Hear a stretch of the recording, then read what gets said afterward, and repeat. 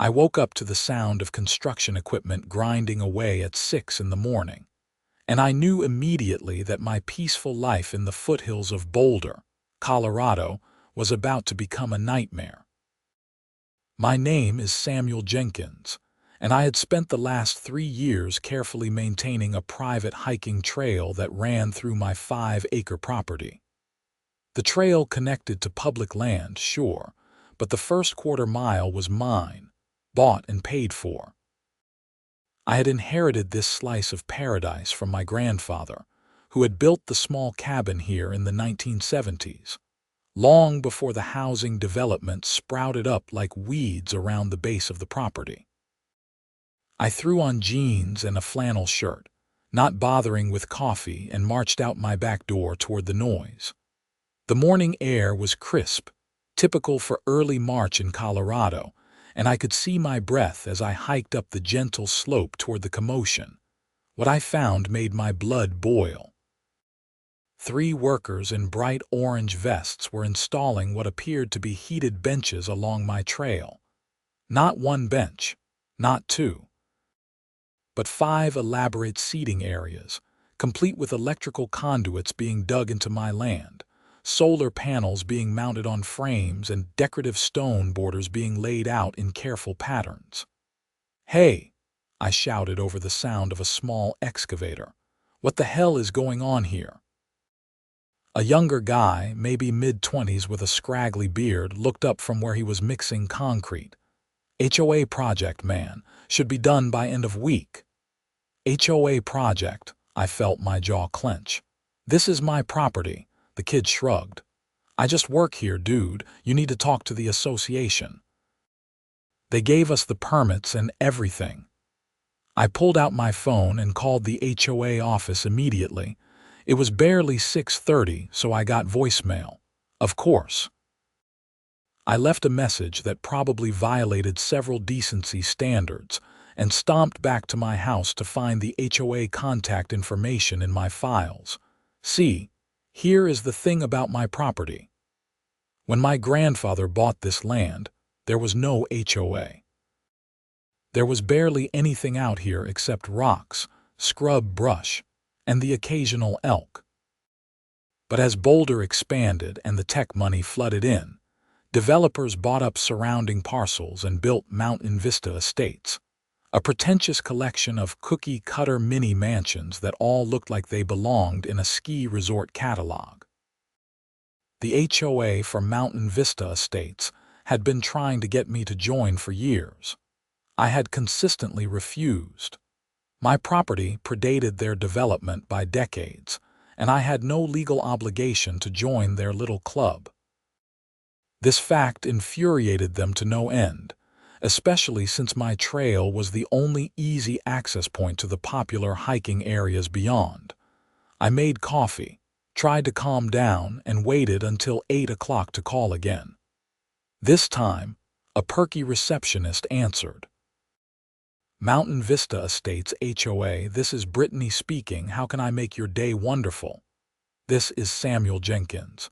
You have construction crews on my property right now, and I want them gone immediately." There was a pause, some keyboard clicking. "Oh, Mr. Jenkins. Yes, I have some notes here. You will want to speak with our HOA president, Deborah Hutchinson. She is handling the Community Trail Improvement Project personally. Let me transfer you." The hold music was some kind of panpipe rendition of a pop song. I gripped my coffee mug hard enough that my knuckles went white. "This is Deborah." The voice that came on the line was exactly what I expected, nasal, condescending, dripping with fake sweetness. "Deborah, this is Samuel Jenkins. You have construction crews tearing up my private property right now, and I need them removed immediately." "Oh, Mr. Jenkins." She said my name like she was talking to a confused child. "I am so glad you called. Yes, we are installing heated benches along the community trail. It is part of our new comfort and accessibility initiative. The benches will have solar-powered heating elements for winter use, and they are ADA compliant. We are really quite proud of the project." "That's fantastic," I said, trying to keep my voice level. "Except the trail you are building on is my private property. I never gave you permission." "Well, actually, Mr. Jenkins, if you check the county records, you will see that the trail has been used by the community for over 10 years, which establishes it as a prescriptive easement under Colorado law. Our attorney assures us we have every right to make improvements that benefit the community." I nearly dropped my phone. "A prescriptive easement? Are you insane? I have private property signs posted." "The fact that I have not physically blocked people from using the trail does not give you ownership rights. Mr. Jenkins, there is no need to get hostile. We are simply trying to make the trail safer and more comfortable for everyone. The benches are quite lovely, and they are being installed at no cost to you. You should really see this as a positive development. Get your crews off my land right now, Deborah, or I am calling the sheriff." "You are certainly welcome to do that, Mr. Jenkins, but I assure you, we have done our due diligence. The Mountain Vista Estates HOA has invested over $40,000 in this project, and we intend to see it through. Have a blessed day." She hung up on me. I sat there staring at my phone, fury and disbelief warring in my chest. $40,000 on heated benches. I pulled up the county assessor's website and checked the property records. My boundary lines were crystal clear, and there was no easement listed anywhere in the documentation. I called the Boulder County Sheriff's non-emergency line and explained the situation. The deputy who took my call sounded sympathetic, but not particularly helpful. "So, you are saying the HOA is doing construction on your posted private property without permission?" "Yes, exactly. And they claim they have a legal easement. They claim prescriptive easement, but there is nothing in the county records." The deputy sighed. "Mr. Jenkins, this sounds like a civil matter. If they are claiming an easement and you dispute it, you are probably going to need to resolve this in court.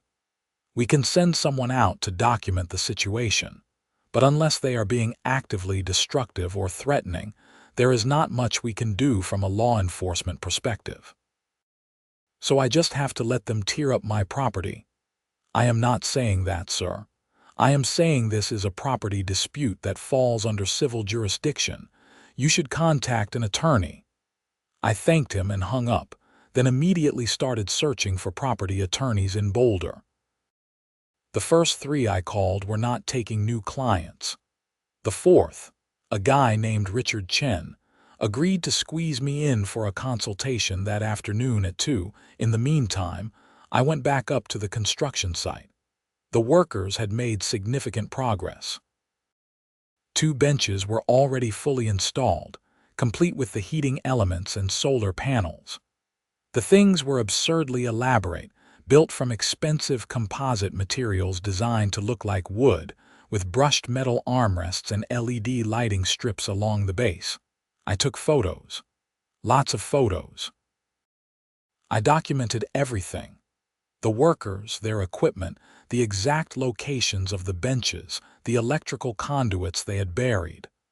I even took a video narrating the date, time, and location.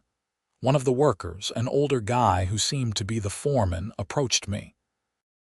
"Look, man, I get that you are upset, but we are just doing the job we were hired for.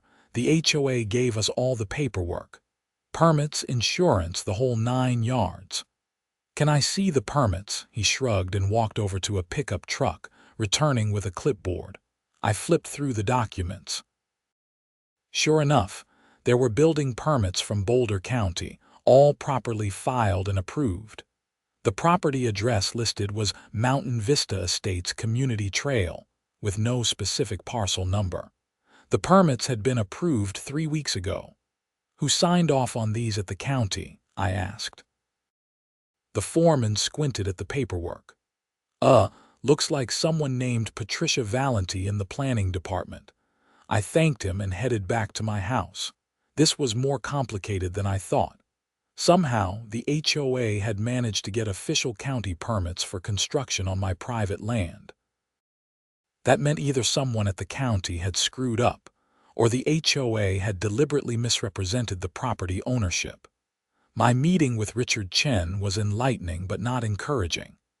His office was in a modern building near downtown Boulder, all glass and steel with abstract art on the walls. Richard himself was in his 40s, with graying hair and the cautious demeanor of someone who had seen too many property disputes turn ugly. "So, let me make sure I understand," he said, tapping his pen against a legal pad.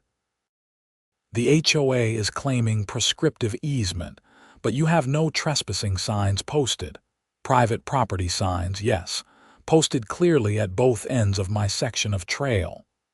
And you have never given written permission for public use." "Never. I have not actively stopped people from hiking through, but that is not the same as granting an easement." Richard nodded. "You are absolutely right. In Colorado, a prescriptive easement requires open, notorious, and hostile use for 18 years. But hostile, in legal terms, means without permission. If you have signs posted, you are explicitly not giving permission, which would generally prevent a prescriptive easement claim. So they are full of it." "Most likely, yes. But here is the problem. Proving that in court takes time and money. I can file for an emergency injunction to stop the construction, but the earliest we could get a hearing is probably next week. In the meantime, they will continue building. And even if we win the injunction, you are still looking at months of litigation to resolve the underlying easement claim." "How much are we talking?" "Honestly, if this goes to trial, you could be looking at $50,000 to $75,000 in legal fees, maybe more if they fight hard." I felt sick. I do not have that kind of money just lying around. "The good news is, if you win, you can potentially recover your costs, and you might be able to file a counterclaim for trespass and property damage. But that is a big if, and it is a long road." I left Richard's office feeling defeated. By the time I got home, the construction crew had finished for the day. 3 benches were now fully installed on my property, looking absurdly out of place on what had always been a simple dirt trail. That night, I barely slept. I kept thinking about my grandfather, about how he had loved this land, how he had spent years carefully maintaining the trail, removing invasive species, planting native flowers. The idea of some HOA board deciding they could just take it over and turn it into their own personal project made me furious. By morning, I had made a decision. If the HOA wanted to play hardball, I could play too. I waited until the construction crew showed up at their usual 6 in the morning, worked for a few hours, and then broke for lunch. The moment they left the site, I went into my shed and got my tools.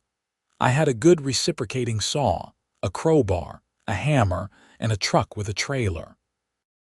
I started with the first bench. The thing was built sturdy, I had to give them that. But the solar panels were just bolted onto their frames, and those frames were secured with lag bolts into concrete footings. I disconnected the wiring first, carefully removing the solar panels and setting them aside. Then, I used the reciprocating saw to cut through the bolts securing the bench itself. It took me about 45 minutes to completely dismantle the first bench.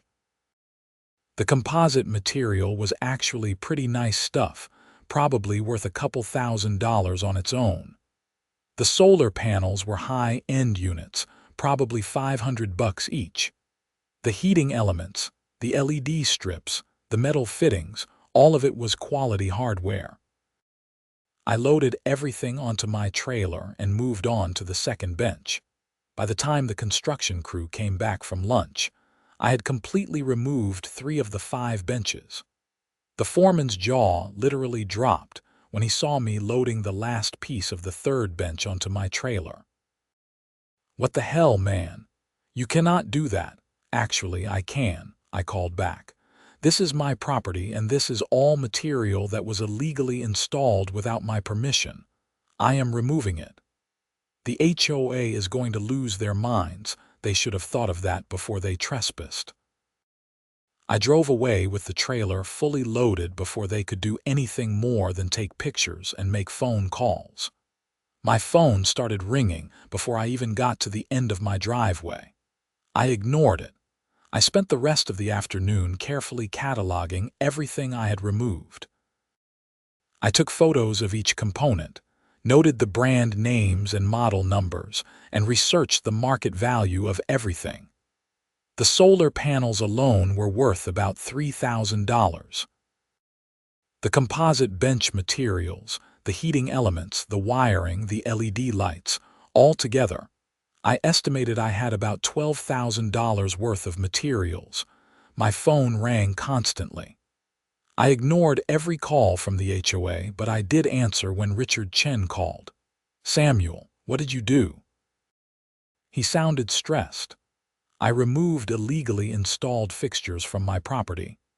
The HOA is threatening to press charges for theft and vandalism. They are talking about getting a restraining order. Let them try. That material was installed on my land without permission. I have every right to remove it. Technically, yes, but Samuel, this is exactly the kind of escalation that makes these cases expensive and ugly. Richard, I cannot afford to fight them in court for months while they keep building on my land. At least this way I have leverage. He sighed. Just do not remove anything else until we talk strategy, okay? And for God's sake, do not sell any of that material. Not yet. I agreed, though I was not sure I meant it. The next morning, I was awoken not by construction equipment, but by someone hammering on my front door. I checked my phone and saw it was barely 7 o'clock. The hammering continued, aggressive and insistent. I opened the door to find Deborah Hutchinson standing on my porch. She was exactly what I had pictured. Mid-50s, expensive highlights in her blonde hair, yoga pants and a puffy vest, the uniform of wealthy Boulder suburbanites. Her face was red with anger. "You stole HOA property," she shrieked before I could even say good morning. "I removed illegally installed fixtures from my private property," I said calmly. "There is a difference. Those benches cost the HOA over $40,000. You are going to pay for every penny of damage, and I am going to make sure you are prosecuted for theft." "Deborah, you installed those benches on my posted private property without permission. That is called trespassing and possibly criminal mischief. You should probably talk to your attorney." "I have talked to our attorney. He says you have committed grand larceny." "Those materials belong to the HOA. "No, Deborah, they do not. They might have belonged to the HOA when they were sitting in a warehouse somewhere, but the moment you installed them on my property without permission, they became fixtures on my land. Under Colorado law, I have every right to remove fixtures from my own property." This was actually something Richard had explained to me during our first meeting. The legal theory was solid, though he had warned me that actually acting on it was risky. Deborah's face got even redder. "You are making a huge mistake, Mr. Jenkins. The Mountain Vista Estates HOA has very deep pockets and excellent legal representation. We will bury you in court costs, and when we are done, we will put a lien on your property for every dollar you have cost us. You are welcome to try. Now get off my porch. This is not over. I certainly hope not.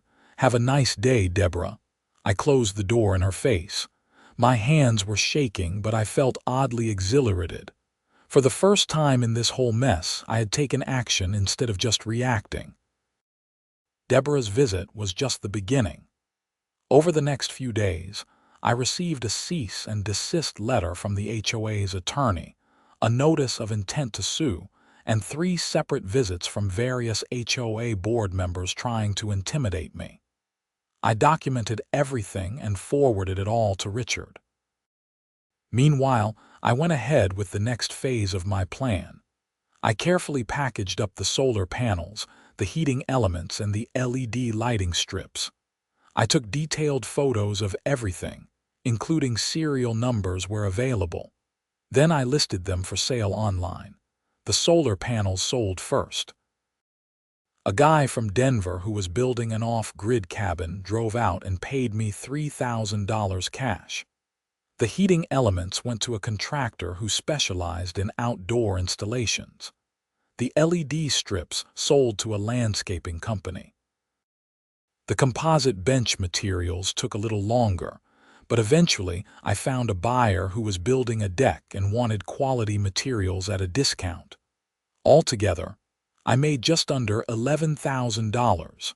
I put the money in a separate savings account, carefully documenting every sale. Richard had told me not to sell anything, but I figured if I kept meticulous records and could show that I had sold materials at fair market value, I would be okay. Besides, I needed the money. Legal fees were already starting to pile up, and I knew this was just the beginning. The HOA's lawsuit arrived 2 weeks after I removed the benches. They were suing me for $43,000, claiming that was the total cost of the materials, labor, and permits for the benches I had removed. They were also suing for punitive damages, legal fees, and seeking an injunction to prevent me from interfering with any future construction. Richard filed our response, which included a counterclaim for trespass, violation of property rights, and emotional distress. We asked for damages equal to what the HOA was seeking, plus our legal fees. We also filed a separate complaint with Boulder County about the improperly issued permits. That last part turned out to be interesting. When the county planning department looked into it, they discovered that the HOA had submitted an application for permits on community property, without specifying that the land was actually privately owned. Patricia Valenti, the planning department employee who had approved the permits, had assumed the property was part of the HOA's common areas based on how the application was worded. When she realized the mistake, she immediately revoked the permits. This was good news for me, but it just made the HOA angrier. Deborah Hutchinson started showing up at county planning meetings to complain about me. She gave interviews to local news stations about how a selfish property owner was blocking community access to public trails. She even organized a protest, where about 20 HOA members showed up at the bottom of my driveway with signs saying things like "share the trail" and "community over selfishness." I ignored them. I had work to do. See, while all this legal drama was playing out, I had been doing some research of my own. I wanted to know more about the Mountain Vista Estates HOA, how it operated, and who was really in charge. What I discovered was fascinating. Deborah Hutchinson had been HOA president for 6 years, which was unusual. Most HOA boards rotated leadership regularly, but Deborah seemed to have an iron grip on the position. She had run unopposed in the last 3 elections. More interesting was where the HOA's money was going. The Mountain Vista Estates HOA had an annual budget of about $200,000, funded by dues from the development's 87 homes. That was a lot of money, and I was curious about how it was being spent. HOA financial records are supposed to be available to homeowners, but since I was not part of the HOA, I did not have direct access. However, I did have a friend who lived in Mountain Vista Estates. Greg Thompson and I had gone to high school together, and though we were not close, we were friendly enough that I felt comfortable calling him. "Greg, this is Samuel Jenkins. Do you have a minute to talk about the HOA? Dude, you are like public enemy number 1 right now. Half the neighborhood thinks you are a monster. What do you think?" He laughed. "Honestly, I think the whole thing is insane.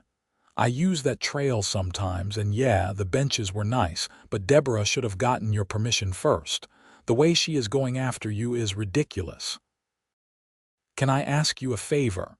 Would you be willing to request copies of the HOA's financial records for the last few years? As a homeowner, you have a right to see them. Why? What are you looking for? I do not know yet, but something about this whole situation feels off. $40,000 for 5 benches seems excessive, and I want to know if there is more going on. Greg agreed to help. A week later, he sent me scanned copies of 3 years of financial records. I spent an entire weekend going through them, making spreadsheets, tracking expenditures. What I found was damning. The heated bench project had not cost $40,000. According to the actual invoices and receipts in the financial records, the total cost was closer to $18,000.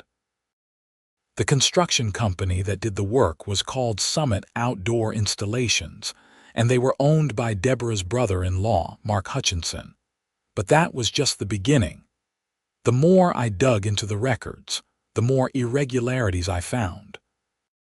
Summit Outdoor Installations had been awarded multiple contracts over the years, always without competitive bidding. They had done landscaping work, installed a fancy entrance gate for the development, and built a playground. Every project seemed to cost significantly more than comparable work would have cost if the HOA had sought multiple bids. Over 3 years, Summit Outdoor Installations had been paid over $230,000 by the Mountain Vista Estates HOA. I called Richard Chen immediately. I think the HOA president is embezzling money. That is a serious accusation, Samuel. What evidence do you have? I walked him through what I had found. The inflated costs, the no-bid contracts, the family connection. Richard listened carefully, asking questions. "This is good work," he said when I finished. "Really good.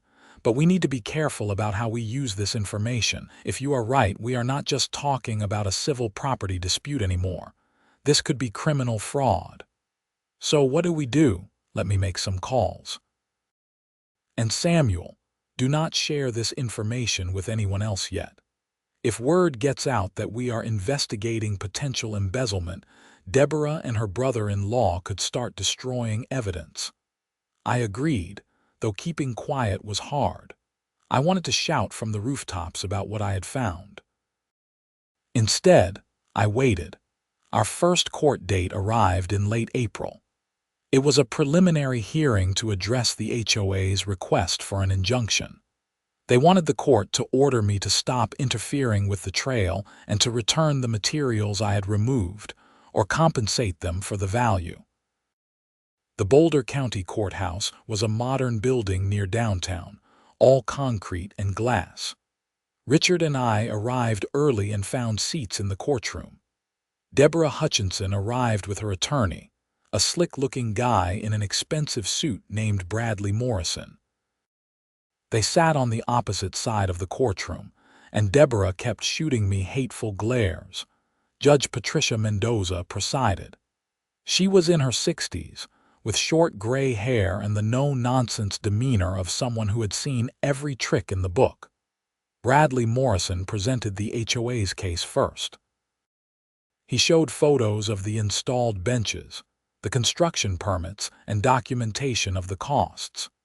He painted me as a hostile property owner who was interfering with community access to public lands. "Your Honor, the defendant's actions have cost the Mountain Vista Estates HOA over $40,000 in damages.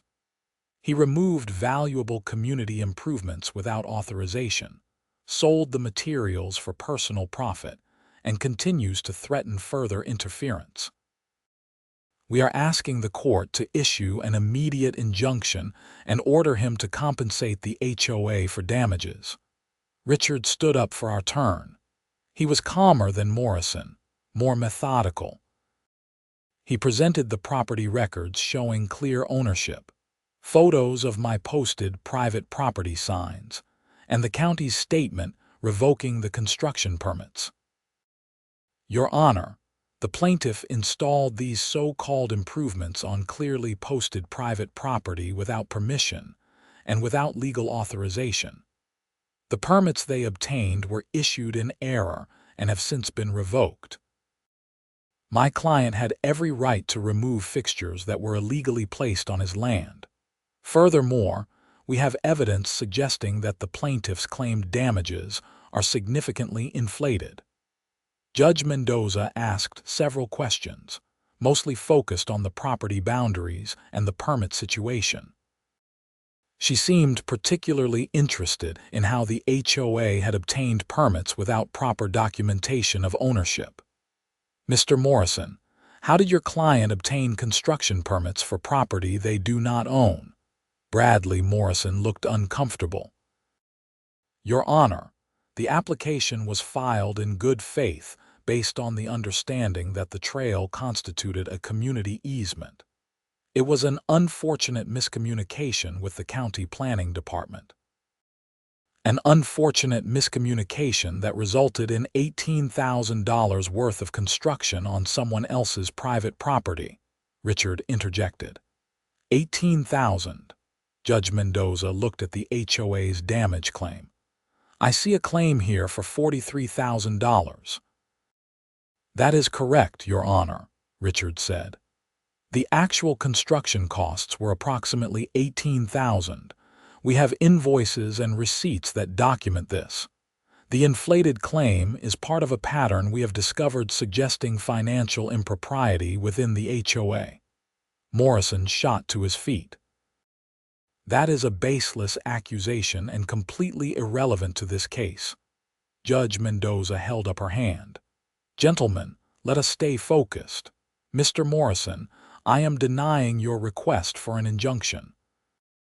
The defendant has demonstrated clear ownership of the property in question, and the permits your client relied on have been revoked. As for the damages, I am setting this matter for trial in 60 days. Both parties should be prepared to present detailed evidence of actual costs and damages. Dismissed. We left the courthouse feeling cautiously optimistic. Deborah Hutchinson looked like she wanted to murder someone, preferably me. As we walked to our cars, she confronted us in the parking lot. This is not over, Mr. Jenkins. You are going to pay for what you have done. Deborah, you might want to worry less about me and more about your own legal exposure, I said. Inflating damage claims, awarding no-bid contracts to family members, that is the kind of thing that can get you in serious trouble. Her face went pale. I do not know what you are talking about. Sure you do not. Have a nice day. Richard pulled me aside as we reached our cars. That was risky, showing our hand like that. I know, but I wanted to see her reaction. Did you see her face when I mentioned the no-bid contracts? I did. She knows we are onto something. He paused. I made those calls I mentioned. I have a contact at the Colorado Attorney General's office who handles HOA fraud cases. I sent him a preliminary summary of what you found. He is interested, very interested. What happens next? They will open an investigation. It will probably take months, but if they find evidence of fraud, Deborah and her brother-in-law could face criminal charges. Over the next 2 months, things got intense. The HOA tried everything they could think of to pressure me. They filed complaints with the county about my property maintenance, claiming I was violating ordinances. Every complaint was investigated and found to be baseless, but each one took time and energy to deal with. They also kept pushing the prescriptive easement claim, hiring a surveyor and a title company to research the history of the trail. I did the same, spending money I really could not afford on my own experts. What we found was interesting. The trail had existed since the 1970s, but it had always been marked as private property. My grandfather had posted signs and maintained them regularly. He had even replaced them when they wore out. We found photos in his old files showing the signs going back decades. Meanwhile, the Attorney General's investigation into the HOA was proceeding. I did not have much visibility into what they were doing, but Richard heard through his contact that they were interviewing homeowners, subpoenaing bank records, and examining contracts. Then, in early June, things came to a head. I was working in my yard when 3 vehicles pulled up to my house. 2 were unmarked sedans. 1 was a Boulder County Sheriff's SUV. 6 people got out, including 2 in suits who identified themselves as investigators with the Colorado Attorney General's office. Mr. Jenkins, I am Special Agent Lisa Martinez. We have been investigating allegations of fraud at the Mountain Vista Estates HOA. We would like to ask you some questions and examine the financial documents you provided to the AG's office. I invited them in. We spent 3 hours going through everything. I showed them the original financial records Greg had obtained, my analysis of the inflated costs, and the pattern of no-bid contracts to Summit outdoor installations. They took copies of everything and asked detailed questions about the bench project and my interactions with Deborah Hutchinson. Mr. Jenkins, based on what we have found, we believe Deborah Hutchinson and her brother-in-law Mark Hutchinson have been engaged in a scheme to defraud the Mountain Vista Estates HOA. The bench project appears to have been the most recent instance, but we have evidence of similar overcharges going back at least 5 years. We estimate the total fraud at over $300,000. I whistled. That is a lot of heated benches. Agent Martinez actually smiled. It is. We are executing search warrants today on both Hutchinson's homes and business offices. We are also freezing their bank accounts. I wanted to let you know because this will likely impact your civil lawsuit. How so? Well, the HOA's damage claims are based largely on inflated numbers provided by Mrs. Hutchinson. When this information becomes public, their case against you will essentially fall apart. However, the HOA itself may file criminal complaints against you for the removal and sale of the materials. We will work with the district attorney's office to explain the context, but I cannot promise you will not face charges. I understand. Thank you for the heads up. After they left, I called Richard and filled him in. He was thrilled. This is the best possible outcome for us, Samuel. If the HOA's president is arrested for fraud, their entire case falls apart. What about potential charges against me? I will reach out to the DA's office immediately. Given the circumstances, I think we can make a strong case that you were acting reasonably to protect your property rights against a fraudulent scheme. The arrests happened that evening. It made the local news. Deborah Hutchinson and Mark Hutchinson were both taken into custody and charged with multiple counts of fraud, embezzlement, and theft. The news footage showed Deborah being led out of her house in handcuffs, no longer the confident HOA president, but a scared woman facing serious prison time. The Mountain Vista Estates HOA held an emergency meeting. The vice president, a reasonable guy named Tom Anderson, took over as interim president. One of his first acts was to call me. Mr. Jenkins, this is Tom Anderson from the Mountain Vista Estates HOA. I want to apologize on behalf of the association for everything that has happened. We had no idea Deborah was engaging in fraud, and we certainly had no intention of violating your property rights. I appreciate that, Tom. I would like to propose a resolution. The HOA will drop all legal claims against you if you agree to drop your counterclaims against us. We will also pay for your legal fees incurred in defending against Deborah's actions. In exchange, we would like to discuss the possibility of establishing a legitimate, voluntary easement for the trail. We would not install any improvements without your written permission, and we would be willing to compensate you fairly for the easement rights. I thought about it. I need to discuss this with my attorney, but I am willing to have that conversation. We met a week later at the HOA's community center. It was me, Richard, Tom Anderson, and two other HOA board members. We spent 2 hours hammering out an agreement. The final terms were fair. The HOA would pay $15,000 for my legal fees and would grant me a formal written apology. They would drop all claims against me. In exchange, I would grant them a 30-foot wide easement for the trail, with strict conditions. No permanent structures could be built without my written consent. Any improvements had to be approved by me in advance. The HOA would maintain liability insurance covering the trail, and they would pay me $2,000 per year for the easement rights. I agreed to the terms. The civil lawsuit was dismissed with prejudice, meaning it could not be refiled. The criminal case against the Hutchinsons proceeded through the summer. In August, both Deborah and Mark pleaded guilty to multiple felony counts. Deborah was sentenced to 4 years in prison and ordered to pay restitution of over $320,000. Mark got 6 years because he had a prior fraud conviction from a decade earlier.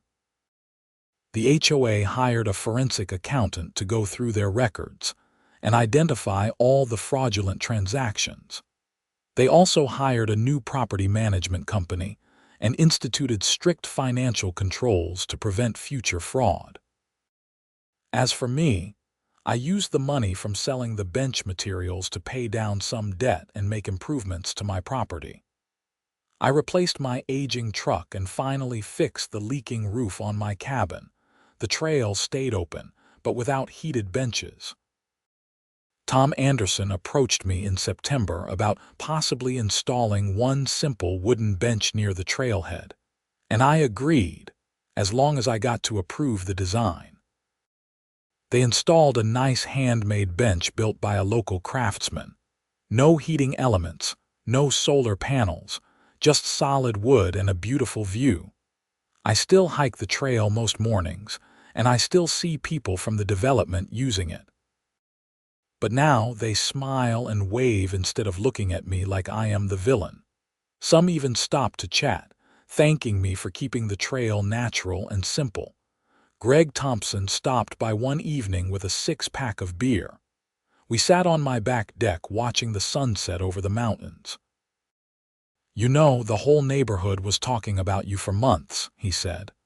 "People were saying you were this selfish jerk who hated the community. But now, after everything that came out about Deborah, people feel stupid. She had everyone fooled." "She was good at it," I admitted. "The whole Friendly Neighbor Act, the community improvement projects, all of it was cover for stealing money. The crazy thing is, if she had just asked you nicely about the trail, you probably would have worked something out." "Probably," I agreed. "But people like Deborah do not ask. They take, and they assume they can get away with it because they have power and money. Well, she is paying for it now, 4 years in prison. I almost feel sorry for her." "I do not," I said. "She tried to steal my land and then tried to ruin me when I fought back. She made her choices." The next spring, the Mountain Vista Estates HOA held their annual meeting.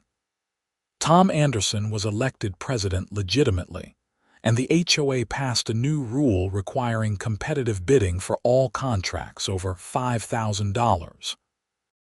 They also established an independent audit committee to review finances quarterly. I was invited to speak at the meeting, which surprised me. I talked about the importance of respecting property rights, about the need for transparency in HOA governance, and about how communities work best when people communicate honestly instead of assuming they can do whatever they want. I got a standing ovation, which felt weird but good. My attorney Richard Chen sent me a final bill in April, along with a note thanking me for the interesting case. The HOA's payment covered everything, with a little left over. I sent Richard a bottle of good bourbon as a thank you. The trail continues to see regular use. I maintain my section carefully, removing fallen branches, clearing drainage ditches, and making sure the surface stays stable. The HOA maintains the section on their property, and together, we have created something that works for everyone. Sometimes I see families hiking with kids, or elderly couples walking slowly, enjoying the scenery. I see runners and mountain bikers and people walking their dogs. The trail serves the community, just like my grandfather intended when he first carved it out of the wilderness 50 years ago. But it serves the community on my terms, with respect for property rights and without the corruption that almost destroyed it. I learned something important through this whole experience. Standing up for yourself is hard, especially when you are facing organizations with more money and power. There were times I wanted to give up, times I wondered if I was being unreasonable or selfish. But property rights matter. The law matters. And sometimes, when people with power try to take advantage of you, the only option is to fight back, even when it is scary and expensive and uncertain. I think about Deborah Hutchinson sometimes, sitting in prison, probably still convinced that she was the victim in all this. Some people never learn. They go through life thinking the rules do not apply to them, that they are smarter than everyone else, that they will never get caught. But most of the time, they do get caught. Maybe not right away and maybe not in the way you expect, but eventually the truth comes out. As for me, I am still here in my grandfather's cabin, still maintaining the trail, still enjoying my 5 acres of Colorado paradise. The heated benches are gone, sold off piece by piece to people who could actually use them. And the land remains mine, protected by law and by my willingness to defend it. That is worth more than any heated bench could ever be. The legal documents from the case sit in a file box in my closet. I keep them as a reminder that sometimes doing the right thing requires you to be stubborn, strategic, and willing to see things through to the end, no matter how hard it gets. Life in Boulder has returned to normal, or as normal as anything gets in a place where tech millionaires build mansions next to 50-year-old cabins, where HOAs try to control everything they can see, and where a simple hiking trail can become a battlefield over principle and property rights. I would not change any of it. Well, maybe I would have preferred to skip the months of stress and legal bills. But the outcome, having my rights respected, seeing justice done, establishing a real agreement that works for everyone, that was worth the fight. And somewhere out there, in cabins and barns and decks across Colorado, pieces of those heated benches are being used by people who paid fair prices for quality materials. The solar panels are powering someone's off-grid dreams. The heating elements are keeping someone's outdoor space comfortable. The LED strips are lighting someone's landscaping. Nothing was wasted. Everything found a new purpose. Just like the trail itself, which continues to serve its original purpose, connecting people to the wilderness, providing access to nature, doing exactly what my grandfather intended when he built it all those years ago. The only difference is now it does so legally, transparently, and with respect for the property rights that make everything else possible. That is how communities should work. That is how neighbors should treat each other.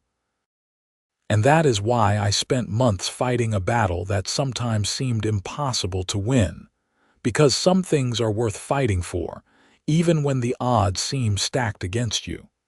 Especially then.